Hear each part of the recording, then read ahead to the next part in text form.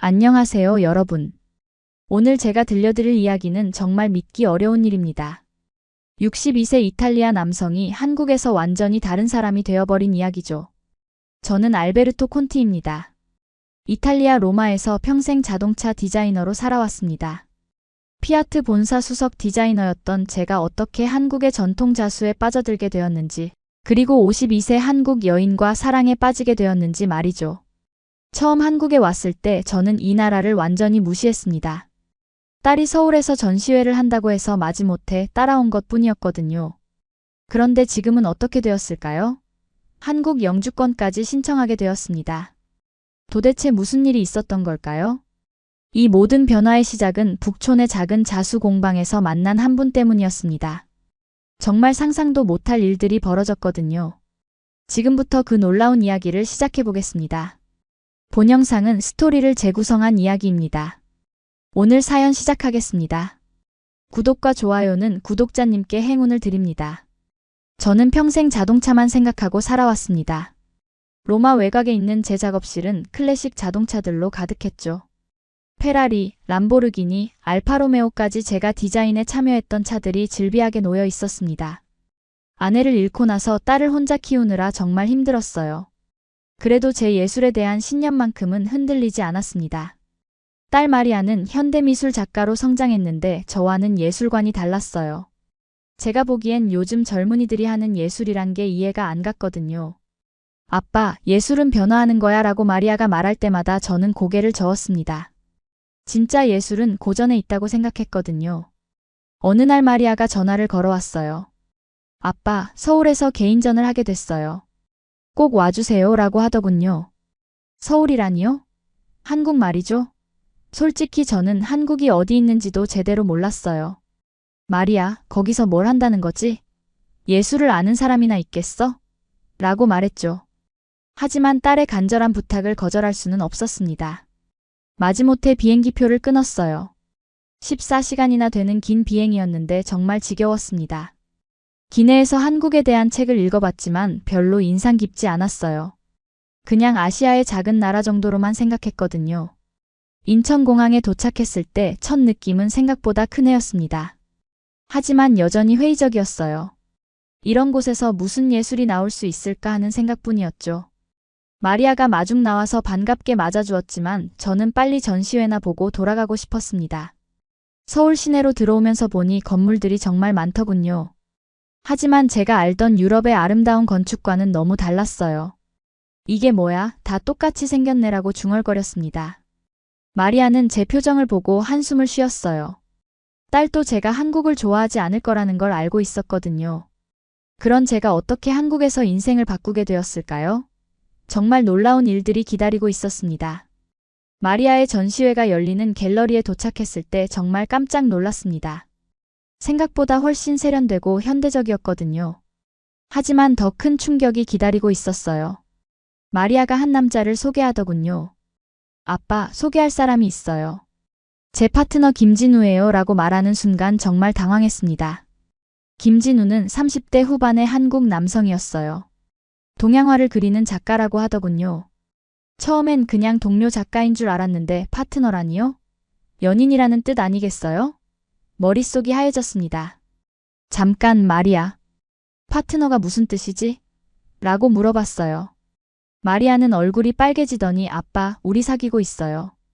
이미 2년째예요 라고 대답했습니다. 2년째라고요? 왜 지금까지 말 안 했냐고 따져 묻고 싶었지만 일단 참았어요. 김진우가 저에게 인사를 했습니다. 안녕하세요, 알베르토 선생님. 마리아에게서 많은 이야기를 들었습니다. 라고 유창한 영어로 말하더군요. 그런데 저는 솔직히 마음에 들지 않았어요. 제 딸이 이런 동양 남자와 사귄다니 받아들이기 어려웠거든요. 김진우 씨, 당신은 무슨 그림을 그리죠? 라고 물어봤습니다. 진우가 자신의 작품을 보여주는데 먹으로 그린 산수와 같은 것들이었어요. 이게 예술이라고 할 수 있나요? 너무 단순하지 않습니까? 라고 말해버렸죠. 마리아의 얼굴이 굳어지는 게 보였어요. 진우는 차분하게 대답했습니다. 한국 전통회화는 여백의 미를 중시합니다. 모든 것을 다 표현하지 않고 상상의 여지를 남기는 것이 특징이죠라고 하더군요. 하지만 저는 이해할 수 없었어요. 예술은 정교하고 완벽해야 한다고 생각했거든요. 그날 저녁 마리아와 둘이서 이야기했습니다. 아빠, 진우는 정말 좋은 사람이에요. 왜 그렇게 냉정하게 대하세요? 라고 따져 물었어요. 저는 솔직하게 말했습니다. 마리아, 너는 이탈리아 사람이야. 왜 굳이 이런 동양 남자와 사귀는 거지? 마리아가 울음을 터뜨렸어요. 아빠는 정말 편견 덩어리예요. 진우가 어떤 사람인지도 모르면서 그렇게 말하다니요 라고 소리쳤습니다. 그리고 방문을 쾅 닫고 들어가 버렸어요. 저는 혼자 남아서 생각했습니다. 정말 제가 편견을 가진 건가요? 다음날 마리아가 서울 구경을 시켜주겠다고 했어요. 먼저 명동에 갔는데 사람이 정말 많더군요. 이렇게 복잡한 데서 어떻게 살아? 라고 중얼거렸습니다. 마리아는 제 반응을 보고 실망한 표정을 지었어요. 점심시간이 되어서 한식당에 들어갔는데 정말 당황스러웠어요.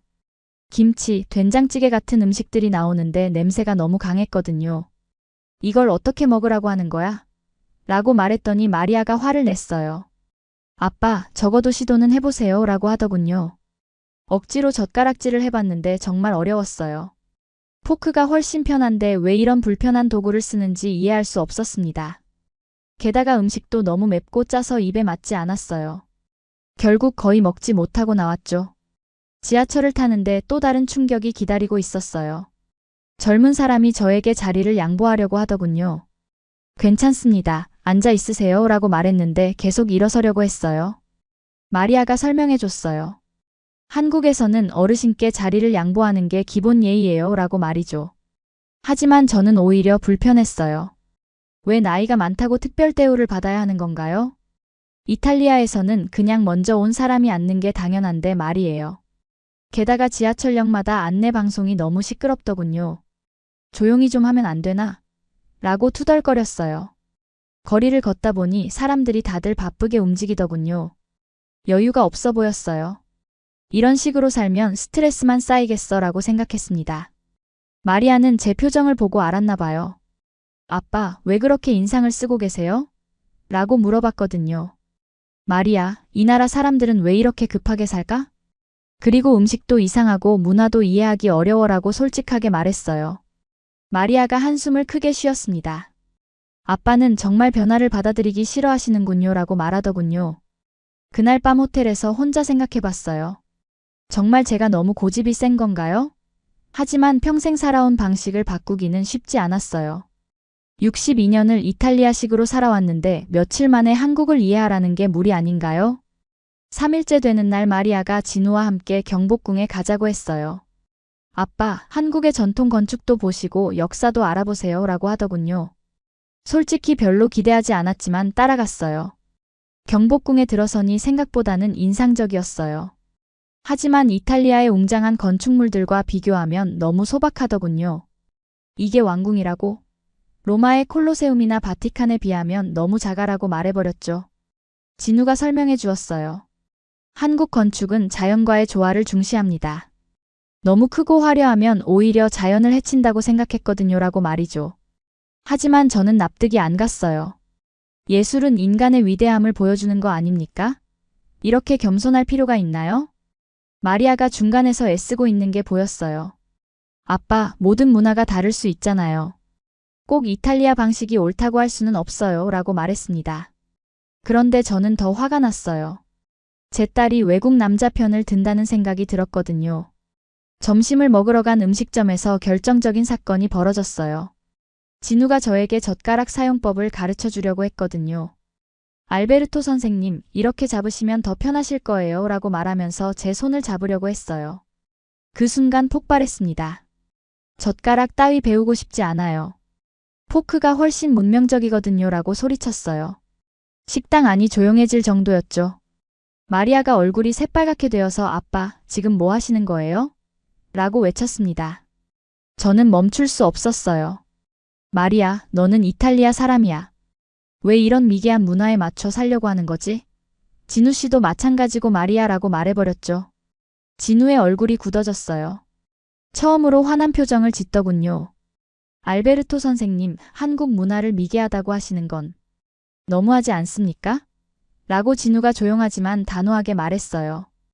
마리아는 눈물을 흘리며 일어났습니다. 아빠, 정말 실망이에요. 이런 식으로 사람을 판단하시다니. 그 자리에서 마리아와 진우가 먼저 나가버렸어요. 저는 혼자 앉아서 후회했습니다. 너무 심한 말을 한 건 아닐까요? 하지만 동시에 제 생각이 틀렸다고는 생각하지 않았어요. 다만 표현이 좀 거칠었을 뿐이라고 자위했죠. 그날 저녁 마리아는 호텔로 돌아오지 않았어요. 문자로만 진우 집에서 자고 아침에 만나요 라고 보내왔죠. 저는 혼자서 서울 시내를 걸어 다녔습니다. 화가 났지만 동시에 쓸쓸했어요. 북촌 한옥마을이라는 곳을 걸어가고 있었는데 작은 간판이 눈에 들어왔어요. 전통자 수공방이라고 써 있더군요. 왜 그랬는지 모르겠지만 문득 들어가 보고 싶었어요. 아마 마음이 복잡해서 조용한 곳이 필요했던 것 같아요. 문을 열고 들어가니 70대 정도로 보이는 할머니 한 분이 바느질을 하고 계시더군요. 조그만 안경을 쓰고 정말 섬세하게 실을 다루고 있었어요. 할머니가 고개를 들고 저를 보시더니 미소를 지었습니다. 어서 오세요. 외국분이시네요 라고 유창한 영어로 말씀하셨어요. 정말 놀랐죠. 이런 할머니가 영어를 이렇게 잘하시다니. 안녕하세요. 저는 이탈리아에서 왔습니다. 그냥 구경 좀 하고 싶어서요 라고 말했어요. 할머니께서 자리를 권하시더군요. 저는 정의자입니다. 50년째 이 자수를 하고 있어요. 앉아서 구경하세요 라고 말씀하셨어요. 저는 할머니의 손동작을 지켜봤습니다. 정말 섬세하고 정확했어요. 할머니, 이 자수는 얼마나 걸리는 건가요? 라고 물어봤더니 이 작품은 6개월 걸려요. 하루에 2시간씩 작업하거든요 라고 대답하셨어요. 6개월이라니요? 저는 자동차 디자인을 할 때 컴퓨터로 금방 수정하곤 했는데 손으로 6개월씩 걸려서 만드는 작품이라니. 할머니가 찻잔을 내오시면서 말씀하셨어요. 예술은 오래 기다리는 거예요. 마치 인생처럼 말이에요. 급하게 하면 아름다운 게 나올 수 없거든요. 그 말이 왜 그렇게 마음에 와닿았는지 모르겠어요. 저는 평생 효율성과 속도를 추구해왔는데 이 할머니는 정반대의 철학을 가지고 계시더군요. 그런데 이상하게 설득력이 있었어요. 그날부터 저는 매일 정의자 할머니의 공방에 갔습니다. 마리아는 여전히 저와 거리를 두고 있었고 진우와도 어색했거든요. 할머니 공방이 유일한 위안처였죠. 할머니의 작품을 자세히 보니 정말 놀라웠습니다. 꽃잎 하나하나가 살아있는 것처럼 생생했거든요. 색깔도 너무 아름다웠고요. 할머니, 이런 색은 어떻게 만드시는 거예요? 라고 물어봤더니 전통 염료로 직접 염색해요. 쪽으로는 파랑, 꼭두선이로는 빨강을 내줘라고 설명해 주셨어요. 저는 자동차 색상 디자인을 할 때 컴퓨터로 수만 가지 색을 만들 수 있다고 자부했었어요. 하지만 할머니가 천연 재료로 만든 색깔은 뭔가 다른 깊이가 있더군요. 컴퓨터로는 절대 만들 수 없는 그런 따뜻함이 있었어요. 할머니, 이 자수에는 무엇이 그려져 있는 건가요? 라고 물어봤어요. 할머니가 웃으시면서 이건 제 인생이 담긴 작품이에요. 여기 꽃은 제 딸이 태어났을 때의 기쁨이고 이 나비는 남편과 함께했던 행복한 시간이에요 라고 말씀하셨죠. 그러면서 조금 슬픈 표정을 지으셨어요. 남편이 10년 전에 세상을 떠났거든요. 그 후로는 이 자수가 제 전부가 되었어요. 바늘에 실을 꿰면서 추억도 함께 엮어내는 거죠. 저도 모르게 마음이 뭉클해졌어요. 제 아내도 일찍 세상을 떠났거든요. 그 후로 저는 일에만 매달려 살아왔는데 할머니는 예술로 슬픔을 승화시키고 계시는 거였어요. 할머니 작품을 보면 마음이 편안해져요. 제가 만든 자동차들은 빠르고 멋있지만 이런 따뜻함은 없는 것 같아요 라고 솔직하게 말했더니 할머니가 고개를 끄덕이셨어요. 알베르토 씨도 예술가시군요. 예술가는 마음을 만드는 사람이에요. 빠르든 느리든 상관없이 사람의 마음을 움직일 수 있으면 진짜 예술이죠 라고 말씀해 주셨어요. 그 말을 듣고 제가 평생 놓치고 있던 게 뭔지 깨달았습니다. 어느 날 할머니가 저에게 자수 바늘을 쥐어주셨어요. 한번 해보세요. 어렵지 않아요 라고 말씀하시더군요. 저는 손이 크고 거칠어서 이런 섬세한 작업은 못할 거라고 생각했어요. 하지만 시도해봤죠. 처음에는 정말 어려웠어요. 바늘에 실을 꿰는 것부터 힘들었거든요. 하지만 할머니가 차근차근 가르쳐 주셨어요. 천천히 하세요. 조급해하지 마시고요. 1시간 정도 연습했는데 겨우 작은 꽃잎 하나를 수놓을 수 있었어요. 하지만 그 작은 성취감이 정말 기뻤습니다. 제가 이런 작업에 희열을 느낄 줄 몰랐거든요. 며칠 더 공방에 다니면서 할머니와 많은 대화를 나눴습니다. 할머니는 젊은 시절 미국에서 유학을 했다고 하시더군요. 그래서 영어를 잘하시는 거였어요. 하지만 결국 한국으로 돌아왔어요. 제 뿌리가 여기 있거든요라고 말씀하셨죠. 할머니, 외국에서 살면서 힘들지 않으셨어요? 라고 물어봤더니 처음에는 모든 게 낯설었어요. 하지만 다른 문화를 이해하려고 노력했죠. 그러다 보니 오히려 제 문화를 더 깊이 알게 되었어요. 라고 대답하셨어요. 그 말이 저에게는 충격이었어요. 저는 한국 문화를 거부하고 무시하기만 했는데 할머니는 외국 문화를 받아들이면서도 자신의 정체성을 더 확실히 하셨던 거예요. 어느 날 할머니가 저에게 물어보셨어요. 알베르토 씨, 딸이 한국 남자와 사귄다고 해서 화가 나시는 거죠? 라고. 저는 깜짝 놀랐어요. 어떻게 아셨을까요? 네, 맞아요. 제 딸이 너무 소중해서 그래요. 한국 문화를 잘 모르니까 걱정이 되거든요. 라고 솔직하게 말했어요. 할머니가 웃으시더군요. 저희 딸도 독일 남자와 결혼했어요. 처음에는 저도 반대했죠. 하지만 지금은 너무 행복해해요. 사랑에는 국경이 없다는 걸 배웠거든요. 라고 말씀하셨어요. 그러면서 한국 전통 혼례자수를 보여주셨는데 정말 아름다웠어요. 결혼은 두 사람이 하나가 되는 거예요. 서로 다른 실이 만나서 더 아름다운 작품을 만드는 것과 같죠라고 설명해 주셨죠. 저는 그제야 깨달았어요. 제가 진우를 미워한 건이 한국 사람이어서가 아니라 제 딸을 빼앗아 간다는 두려움 때문이었다는 걸 말이에요. 하지만 사실 딸은 누구의 소유물도 아니잖아요. 그날 저녁 처음으로 마리아에게 연락했어요. 마리아, 미안하다. 내가 너무 편견을 가지고 있었나 봐. 진우를 다시 만나볼 수 있을까? 라고 문자를 보냈죠. 마리아가 곧바로 전화를 걸어왔어요. 아빠, 정말이에요? 마음이 바뀌신 거예요? 라고 놀라워하더군요. 그래, 마리아. 아빠가 너무 고집불통이었어. 진우와 다시 이야기해보고 싶어라고 말했어요. 마리아의 목소리에서 기쁨이 느껴졌어요. 아빠, 정말 다행이에요. 내일 다시 만나요라고 말하더군요. 그날 밤 저는 오랜만에 편안하게 잠들 수 있었습니다. 다음날 마리아와 진우가 함께 공방으로 찾아왔어요. 저는 정희자 할머니께 미리 말씀드렸고 할머니도 기꺼이 맞아주겠다고 하셨거든요. 진우 씨, 지난번에는 정말 죄송했습니다. 제가 너무 무례했어요. 라고 사과했어요. 진우가 깜짝 놀라더군요.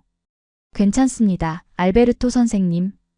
이해할 수 있어요. 라고 말했지만 아직은 어색했어요.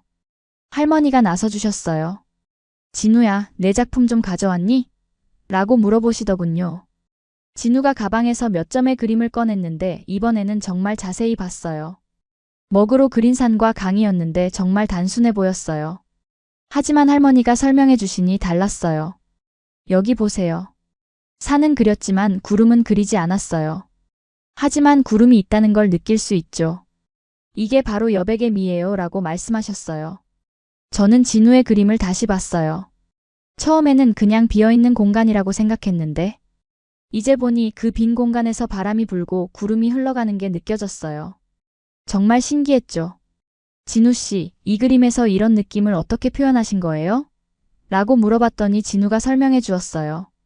서양화처럼 모든 걸 그리는 게 아니라 보는 사람의 상상력을 믿는 거예요.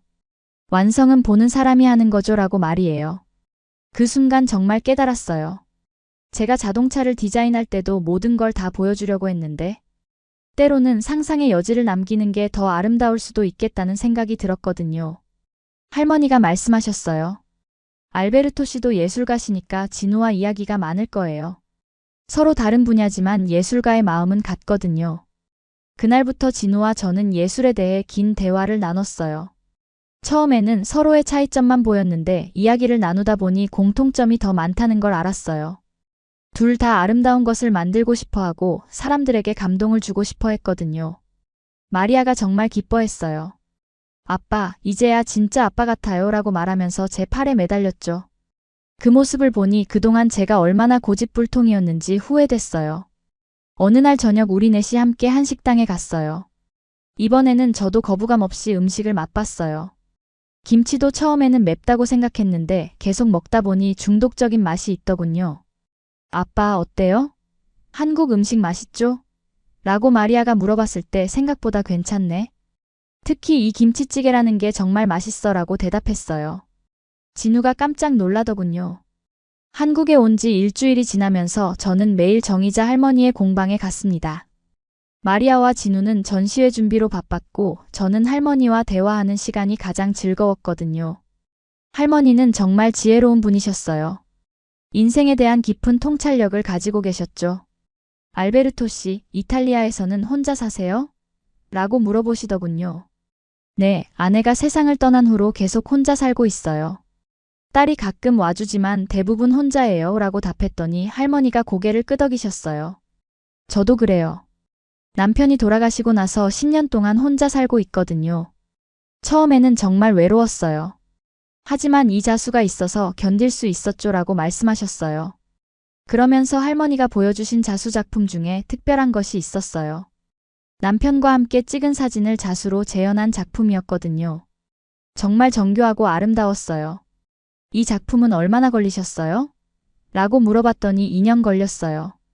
매일 조금씩 수놓으면서 남편을 그리워했죠. 라고 대답하셨어요. 2년이라니. 그 긴 시간 동안 혼자서 추억을 되새기며 작업하셨다는 생각에 마음이 짠했어요. 할머니 외롭지 않으셨어요? 라고 물어봤더니 외로웠죠. 하지만 슬픔도 예술이 될 수 있다는 걸 배웠어요. 이 자수 하나하나가 저의 사랑이고 그리움이거든요. 라고 말씀하셨어요. 저도 모르게 할머니의 손을 잡고 있었어요. 할머니의 손은 오랜 세월 바느질을 해서 약간 거칠었지만 따뜻했어요. 할머니가 깜짝 놀라시더니 얼굴이 빨개지셨어요. 죄송해요. 너무 감정적으로 됐나 봐요. 라고 사과했는데 할머니가 괜찮아요. 알베르토 씨도 많이 외로우셨을 거예요. 라고 말씀하셨어요. 그 순간 저는 이상한 감정을 느꼈어요. 아내가 세상을 떠난 후 처음으로 누군가에게 마음이 끌리는 기분이었거든요. 하지만 제 나이가 62세인데 이런 감정을 느껴도 되는 건가 싶었어요. 다음날 할머니와 함께 북촌 한옥마을을 산책했어요. 할머니가 여기 걸어보고 싶었는데 혼자서는 심심했거든요. 라고 말씀하시더군요. 한옥마을을 걸으면서 할머니가 이런저런 이야기를 해주셨어요. 저는 여기서 태어났어요. 어릴 때는 이 동네가 다 한옥이었는데 지금은 많이 없어졌죠. 라고 하시면서 아쉬워하셨어요. 그래도 이렇게 보존된 게 다행이에요. 이탈리아도 옛 건물들을 보존하려고 노력하거든요. 라고 말했더니 할머니가 그래요? 이탈리아도 가보고 싶어요. 라고 하셨어요.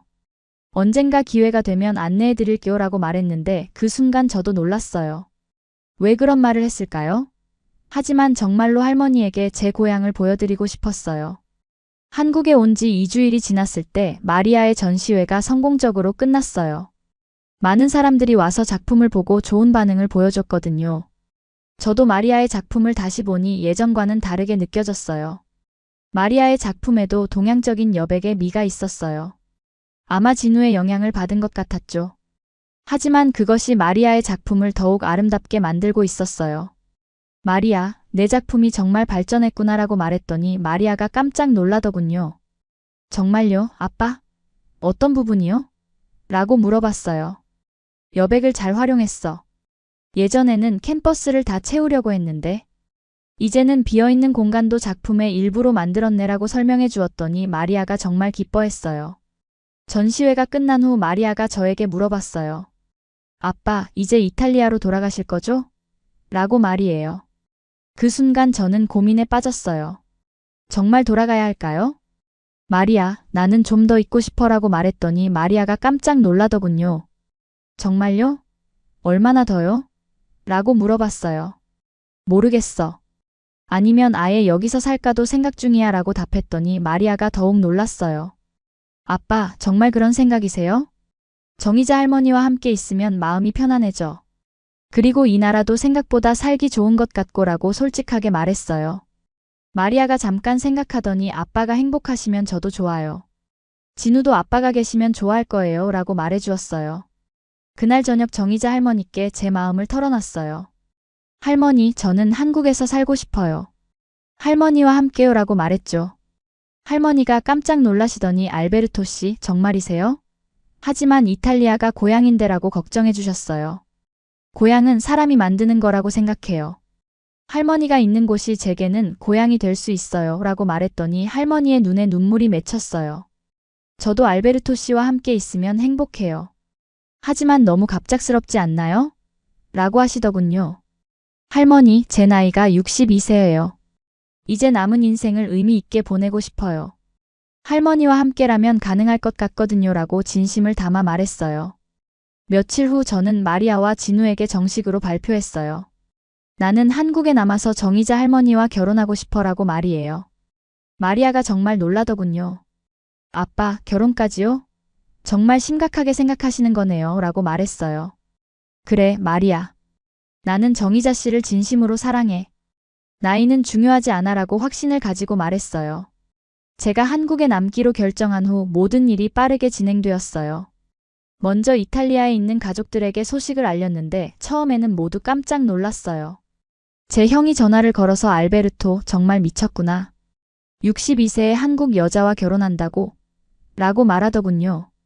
하지만 제 목소리에서 행복감을 느꼈는지 나중에는 네가 행복하면 됐다라고 축복해 주었어요. 정희자 할머니도 가족들에게 저를 소개하셨어요. 할머니의 딸이 독일에서 살고 있는데 화상통화로 저와 대화했어요. 독일 사위도 함께 나와서 어머니가 행복해 하시는 모습을 오랜만에 봐요라고 말해 주었어요. 마리아와 진우도 결혼 준비를 시작했어요. 원래는 이탈리아에서 결혼식을 올리려고 했는데 제가 한국에 있으니까 한국에서 하기로 했거든요. 아빠, 우리 결혼식을 한국 전통 방식으로 하면 어때요? 라고 마리아가 제안했어요. 그럼 아빠도 한국 전통 혼례를 경험해 보실 수 있잖아요. 정말 좋은 아이디어였어요. 저도 한국 전통 혼례에 대해 배우고 싶었거든요. 정희자 할머니가 전통 혼례에 대해 자세히 설명해 주셨어요. 마리아의 결혼식이 먼저 있었어요. 한국 전통 혼례복을 입은 마리아가 정말 아름다웠어요. 진우도 한복을 입으니까 완전히 다른 사람 같았고요. 혼례식에서 제가 마리아의 아버지로서 진우에게 딸을 맡긴다는 의식을 했어요. 진우야, 마리아를 부탁해라고 말하는데 정말 감격스러웠어요. 진우가 선생님, 마리아를 잘 모시겠습니다. 라고 대답하는 모습을 보니 이 청년을 사위로 둔 게 정말 자랑스러웠어요. 그리고 한 달 후 저와 정희자 할머니의 결혼식도 있었어요. 저희는 조용하게 가족들만 모여서 했어요. 할머니가 한복을 입으니까 정말 우아하고 아름다우셨어요. 결혼식 후 마리아가 임신 소식을 알려왔어요. 아빠, 할아버지 되실 준비 되셨어요? 라고 말할 때 정말 기뻤어요. 손주 이름은 뭐로 지을 거야? 라고 물어봤더니 이탈리아 이름과 한국 이름을 합쳐서 지을 거예요. 라고 대답했어요. 정희자와 저는 손주가 태어나면 이탈리아어와 한국어를 모두 가르쳐 주기로 했어요. 우리 손주는 진짜 국제적인 아이가 될 거예요. 라고 할머니가 말씀하시더군요. 지금 저는 73세가 되었어요. 한국에 온 지 벌써 11년이 지났죠. 루카지는 이제 초등학생이 되었고 한국어와 이탈리아어를 모두 유창하게 구사해요. 최근에 루카진이 할아버지, 저는 커서 자수로 자동차를 만들고 싶어요. 라고 말하더군요. 정말 기발한 아이디어죠? 아마 저와 정희자의 영향을 받은 것 같아요. 마리아와 진우는 이제 국제적으로 유명한 예술가 부부가 되었어요.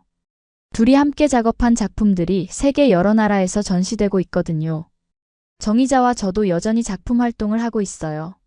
최근에는 문화의 달이라는 주제로 유럽 순회 전시를 준비하고 있어요. 한국과 이탈리아를 잇는 예술의 달이 말이에요. 가끔 이탈리아 친구들이 알베르토 후회하지 않느냐고 물어봐요. 저는 자신 있게 대답해요. 이것은 제 인생 최고의 선택이었습니다. 라고 말이에요. 62세에 새로운 나라에서 새로운 사랑을 찾고 새로운 예술을 시작한다는 게 쉬운 일은 아니었어요. 하지만 마음을 열고 받아들이니 모든 게 가능했죠. 한국에서 배운 가장 큰 교훈은 인생은 언제든 새로 시작할 수 있다는 것이에요. 나이는 숫자일 뿐이고 진짜 중요한 건 열린 마음과 도전하는 용기라는 걸 깨달았거든요. 지금도 매일 새로운 것을 배우고 있어요. 한국어도 이제는 농담까지 할 수 있을 정도로 늘었고 한국 음식도 이제는 정말 사랑해요. 김치찌개가 제 최애 음식이 되었다니 예전에 저라면 상상도 못했을 거예요. 여러분도 기회가 되면 새로운 문화에 도전해보세요. 처음에는 어색하고 어려울 수 있지만 마음을 열고 받아들이면 인생이 완전히 달라질 수 있어요. 저의 이야기가 여러분에게 조금이라도 희망과 용기를 드릴 수 있었으면 좋겠어요. 나이가 들어도 고집이 세도 편견이 있어도 변할 수 있다는 희망을 갖고 살아가시길 바랍니다. 정의자와 저는 앞으로도 계속 함께 작품을 만들 거예요. 그리고 루카진이 멋진 예술가로 자라나는 모습을 지켜볼 거고요. 한국에서의 제 음악 인생 정말 감사하고 행복합니다. 결혼 후 저는 본격적으로 한국에서의 새로운 삶을 시작했습니다. 먼저 한국어를 배우기 시작했는데 62세에 새로운 언어를 배우는 게 쉽지 않더군요. 여보, 한국어가 왜 이렇게 어려워요? 라고 정의자에게 투덜거렸더니 천천히 하세요. 급하게 할 필요 없어요 라고 위로해 주었어요. 하지만 저는 포기하지 않았어요. 매일 한국어 공부를 했고 진우가 선생님이 되어 주었어요. 알베르토 선생님, 발음이 많이 늘었어요 라고 격려해 주었죠. 한국어 공부와 함께 저는 새로운 일도 시작했어요. 지역 커뮤니티 센터에서 디자인 수업을 가르치기 시작한 거예요. 주로 중년층 분들이 수강생이었는데 자동차 디자인에 관심이 많으시더군요. 선생님, 이탈리아 자동차는 왜 이렇게 멋있어요? 라고 질문하시는 분들이 많았어요. 디자인은 단순히 모양만 만드는 게 아니에요. 그 안에 감정과 이야기를 담아야 해요 라고 설명해 드렸죠. 수업을 하면서 저도 많이 배웠어요. 한국 분들의 미적 감각이 정말 뛰어나다는 걸 알게 되었거든요. 제가 가르쳐 드린 것보다 오히려 제가 더 많이 배운 것 같아요. 정의자도 자수 공방을 확장했어요. 젊은 작가들을 위한 멘토링 프로그램을 시작한 거죠. 요즘 젊은이들이 전통 자수에 관심이 많아졌어요 라고 기뻐하셨어요. 어느 날 정의자가 제안했어요. 여보, 우리 함께 작품을 만들어 보면 어때요? 당신의 디자인과 제 자수를 합쳐서요. 정말 흥미로운 아이디어였어요. 저는 자동차의 유선형 곡선을 스케치하고 정의자가 그것을 자수로 표현하는 거였죠. 첫 번째 작품은 페라리의 실루엣을 한국 전통 자수로 표현한 것이었어요. 빨간 실로 역동적인 곡선을 수놓았는데 정말 아름다웠어요. 여보, 이건 정말 대박이에요 라고 정의자가 흥미진진해했어요. 저도 정말 만족스러웠어요. 제 디자인이 한국 전통 기법으로 새롭게 태어난 기분이었거든요. 이 작품을 본 마리아가 아빠, 이거 전시회해보면 어때요? 정말 독특하고 아름다워요 라고 제안했어요. 진우도 이런 융합 예술은 처음 봐요. 분명히 많은 사람들이 관심 가질 거예요 라고 격찬해 주었죠. 그래서 정말로 전시회를 준비하기 시작했어요. 작품 제목은 실과 철의 만남으로 정했어요. 정의자의 실과 제 철의 만남이라는 뜻이었죠. 몇 달 동안 열심히 작품을 만들었어요. 자동차뿐만 아니라 비행기, 기차 등 다양한 교통수단을 자수로 표현했어요. 각각의 작품마다 스토리가 있었죠. 이 작품은 자유를 의미해요. 하늘을 나는 비행기처럼 우리도 자유롭게 사랑할 수 있다는 뜻이죠 라고 정의자가 설명했어요. 전시회 준비 과정에서 저희는 더욱 가까워졌어요. 함께 작업하면서 서로의 장점을 발견할 수 있었거든요. 어느 날 작업 중에 정의자가 말했어요. 여보, 우리가 만나지 않았다면 이런 작품은 나올 수 없었을 거예요. 맞아요. 서로 다른 문화가 만나니까 더 아름다운 게 만들어지는 것 같아요 라고 저도 동감했어요. 그때 저는 깨달았어요. 문화의 차이는 장벽이 아니라 다리가 될 수 있다는 걸 말이에요. 저와 정의자가 만들어가는 작품들이 바로 그 증거였어요. 드디어 실과 철의 만남 전시회 개막일이 다가왔어요. 서울시립미술관에서 열리는 첫 개인전이었는데 정말 떨렸어요. 개막식 전날 밤 정의자와 저는 전시장을 둘러봤어요. 우리가 만든 작품들이 전시장 벽에 걸려있는 모습을 보니 정말 감격스러웠어요. 여보, 우리가 정말 해냈네요 라고 정의자가 말했을 때 저도 눈물이 날 것 같았어요. 62세에 새로운 예술 장르를 시작해서 개인전까지 열게 되다니 꿈만 같았어요. 개막식 날 정말 많은 사람들이 왔어요. 한국 분들뿐만 아니라 외국인들도 많이 왔고 언론에서도 취재를 나왔어요. 이탈리아 대사관에서도 참석해 주었어요. 대사님이 이런 문화융합 작품은 처음 봅니다. 정말 감동적이에요 라고 말씀해 주셨어요. KBS에서 인터뷰 요청이 들어왔어요. 어떻게 이런 독특한 작품을 만들게 되셨나요? 라고 기자가 물어봤어요. 사랑이 만든 예술입니다. 서로 다른 문화가 만나면 더 아름다운 것이 탄생한다는 걸 보여주고 싶었어요 라고 대답했어요. 정의자도 인터뷰했어요. 50년 동안 자수를 해왔지만 이렇게 새로운 시도는 처음이에요. 알베르토 씨 덕분에 제 인생에 새로운 활력이 생겼어요. 전시회가 대성공을 거두면서 여러 매체에서 보도되었어요. 이탈리아 구경 방송에서도 취재를 나와서 한국에서 사랑을 찾은 이탈리아 디자이너라는 제목으로 다큐멘터리를 만들기도 했어요. CNN에서도 관심을 보여서 국제뉴스로 소개되었어요. 러브 노즈 노 보더즈라는 제목이었는데 정말 자랑스러웠어요. 전시회가 성공하면서 해외에서도 전시 제안이 들어왔어요. 파리, 런던, 뉴욕에서도 전시하고 싶다고 연락이 왔어요. 여보, 우리가 세계적인 예술가가 된 기분이에요 라고 정의자가 기뻐했어요. 정말 꿈만 같은 일이었죠. 하지만 무엇보다 기뻤던 건 우리 작품이 많은 사람들에게 감동을 준다는 것이었어요. 관람객들이 다문화 가정에 대한 편견이 사라졌어요. 나이는 정말 숫자일 뿐이네요 라는 감상을 남겨주었어요. 전시회 기간 중 특별한 일도 있었어요. 한 젊은 한국 여성과 외국인 남성 커플이 저희를 찾아왔어요. 저희도 국제 커플인데 가족들의 반대가 심해서 고민이었어요. 그런데 두 분의 작품을 보고 용기가 생겼어요 라고 말하더군요. 사랑에는 국경이 없어요. 서로를 이해하고 존중하면 충분해요 라고 조언해드렸더니 정말 고마워했어요. 이런 일들이 있을 때마다 우리가 하는 일이 단순한 예술을 넘어서 사회에 긍정적인 영향을 주고 있다는 걸 느꼈어요. 전시회 마지막 날 정의자가 저에게 말했어요. 여보, 우리가 만든 게 작품만이 아니네요. 희망도 만들었어요. 정말 그랬어요. 저희의 작품을 통해 많은 사람들이 희망을 얻고 용기를 낸다는 게 가장 큰 보람이었어요. 전시회가 끝난 후 더욱 기쁜 소식이 있었어요. 마리아가 건강한 아들을 낳은 거예요. 이름은 루카진으로 지었어요. 이탈리아 이름 루카와 한국 이름 진을 합친 거였죠. 처음으로 손주를 안았을 때의 감정은 말로 표현할 수 없어요. 작고 예쁜 생명체가 제품에 안겨 있는데 정말 신기하고 감동적이었어요. 할아버지 어때요? 손주가 예쁘죠?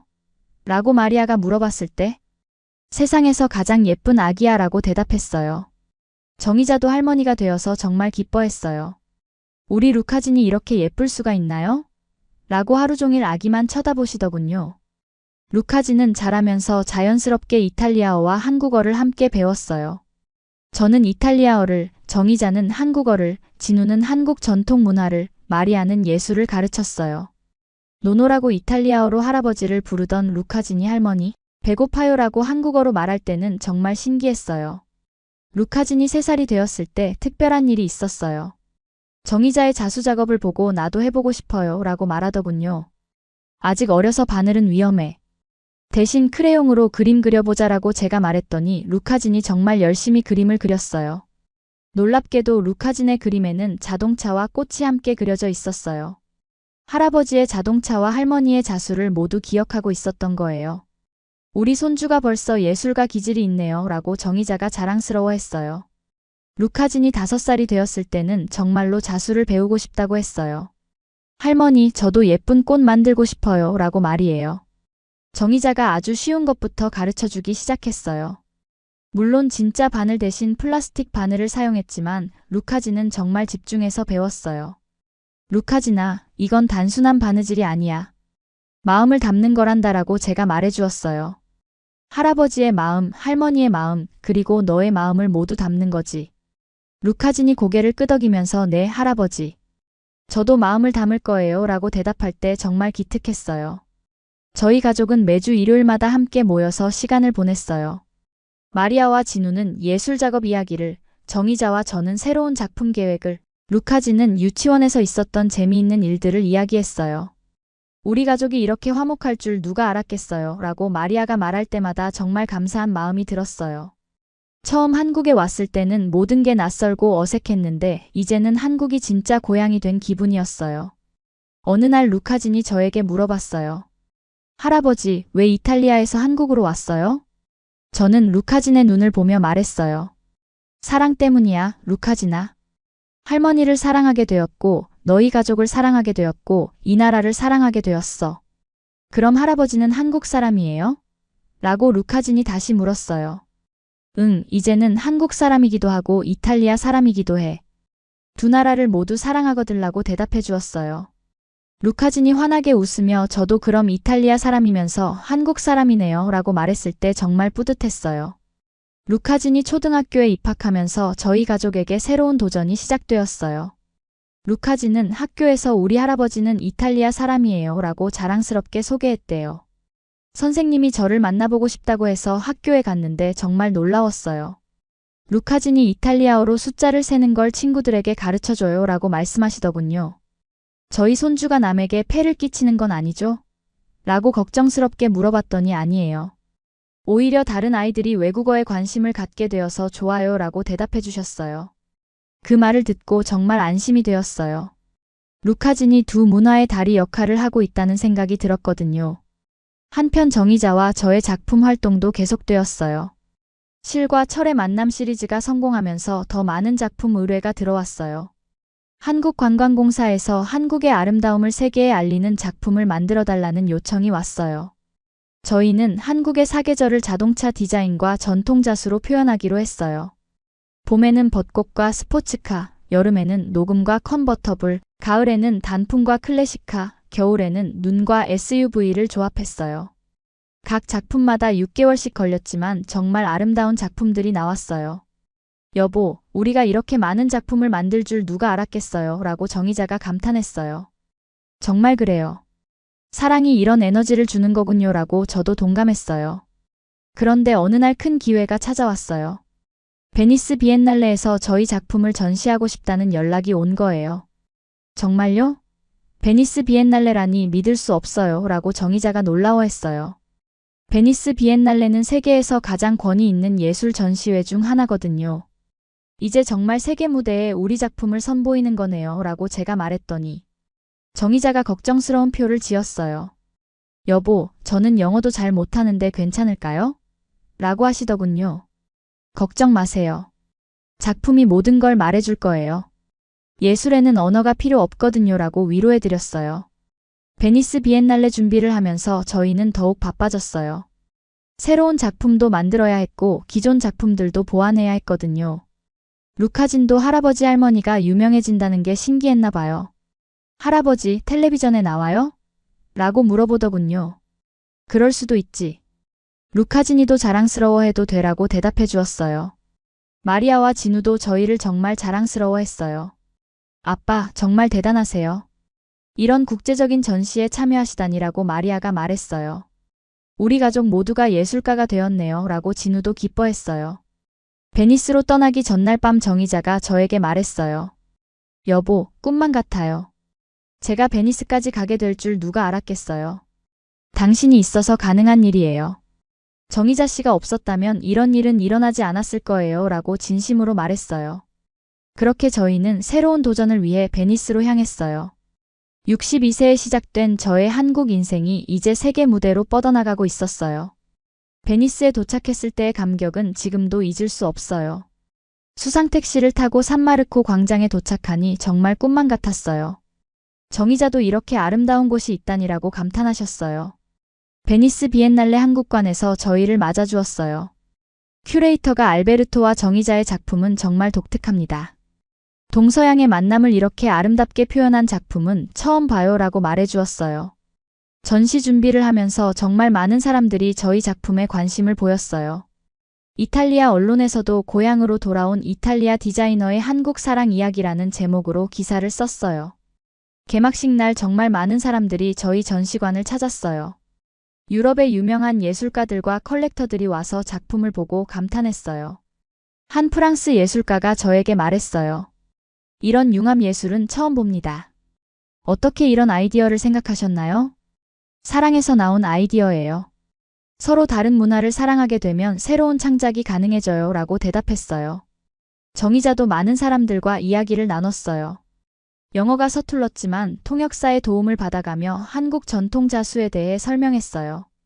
한국 자수는 단순히 장식이 아니에요. 우리의 마음과 정신이 담긴 예술이에요. 라고 정의자가 말할 때마다 사람들이 고개를 끄덕였어요. 전시 기간 중 특별한 만남도 있었어요. 한 이탈리아 노부부가 저희를 찾아왔는데 남편이 한국전 참전 용사였대요. 저는 60년 전에 한국에 갔었어요. 그때는 전쟁 때문에 한국의 아름다움을 제대로 보지 못했는데 이 작품을 통해 한국의 진짜 모습을 보는 것 같아요. 라고 말씀하시더군요. 그 말을 듣고 정말 감동했어요. 저희 작품이 단순한 예술을 넘어서 역사와 화해의 메시지도 전달하고 있다는 걸 느꼈거든요. 베니스 비엔날레에서 저희 작품은 큰 호평을 받았어요. 여러 미술관에서 소장하고 싶다는 의뢰가 들어왔고 다른 나라에서도 전시 제안이 왔어요.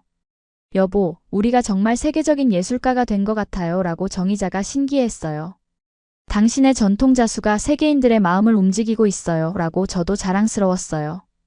베니스에서 일주일을 보내고 한국으로 돌아오는 비행기에서 정의자가 말했어요. 여보, 이제 정말 꿈이 이루어진 것 같아요. 제 자수가 세계 무대에 섰다니. 이건 시작일 뿐이에요. 앞으로 더 많은 사람들이 한국의 아름다움을 알게 될 거예요 라고 제가 말했어요. 한국에 돌아와서 가족들이 저희를 반갑게 맞아주었어요. 루카지니 할아버지 텔레비전에 나왔어요 라고 신나게 말하더군요. 마리아도 아빠 정말 자랑스러워요. 세계적인 예술가가 된 기분이 어때요? 라고 물어봤어요. 기분보다는 책임감이 더 커요. 이제 한국 문화를 세계에 알리는 역할을 해야겠어 라고 대답했어요. 베니스 비엔날레 성공 이후 저희에게 더 많은 기회들이 찾아왔어요. 뉴욕 현대미술관에서 개인전 제안이 왔고 파리 루브르 박물관에서도 연락이 왔어요. 하지만 저희는 무엇보다 한국에서의 활동을 중요하게 생각했어요. 젊은 예술가들에게 저희의 경험을 전수하고 싶었거든요. 홍익대학교에서 특별 강의를 해달라는 요청이 왔어요. 문화융합 예술의 가능성이라는 주제로 학생들과 만나기로 했어요. 강의실에 들어섰을 때 학생들의 반응이 정말 뜨거웠어요. 와, 진짜 알베르토 선생님이다 라고 수군거리는 소리가 들렸어요. 여러분, 저는 62세에 한국에 와서 완전히 새로운 인생을 시작했어요. 나이는 정말 숫자에 불과해요 라고 말문을 열었어요. 학생들이 정말 집중해서 들었어요.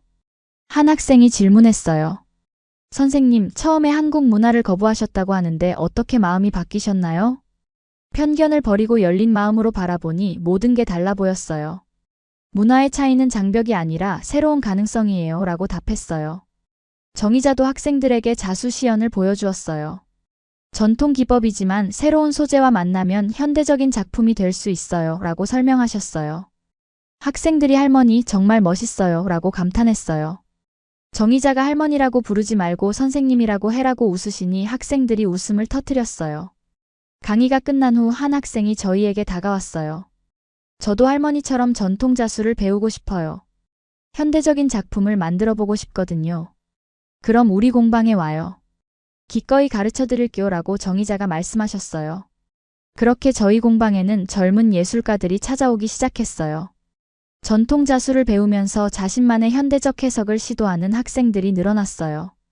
어느 날 한 학생이 만든 작품을 보고 깜짝 놀랐어요. 스마트폰을 자수로 표현한 작품이었는데 정말 기발했어요. 와, 이런 아이디어는 어떻게 생각해냈어? 라고 물어봤더니 할머니가 말씀하신 대로 전통과 현대를 섞어봤어요 라고 대답하더군요. 정의자도 젊은이들의 상상력은 정말 무한하네요 라고 감탄하셨어요.